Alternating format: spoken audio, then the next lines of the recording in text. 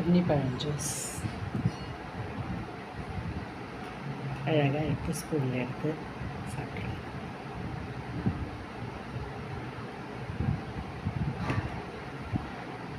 நம்ம குட்டீஸுங்களா எல்லாருக்குமே சொல்கிறேன், வீட்டில் ரொம்ப கவனமாக இருங்க. வெளியில் எங்கேயாவது போனீங்கன்னா ரொம்ப கேர்ஃபுல்லாக இருங்க. நீர் சத்து இருக்கிற பழங்களாக வாங்கி சாப்பிடுங்க. தர்பூசணி, அப்புறம் மலாம்பழம், வெளாம்பழம், இந்த திராட்சை, ஆப்பிள், சப்போட்டா, இளநீர் இதெல்லாம் சாப்பிட்ணும். முக்கியமாக நம்ம திராட்சை சாப்பிட்ணும், ஆப்பிள் எடுத்துக்கணும், அடுத்தது சப்போட்டா பழமும் எடுத்துக்கணும். இந்த பழத்தங்கள்லாம் சாப்பிட்றதுனால நோய் எதிர்ப்பு சக்திகள் நமக்கு நிறைய கிடைக்கும். ஸ்கின்னில் வர ப்ராப்ளம் வராது, அம்மை வராது.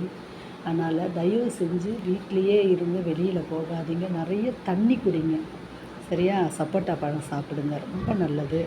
இந்த மாதிரிலாம் சாப்பிட நமக்கு என்னடான்னா நோய் எதிர்ப்பு சக்தி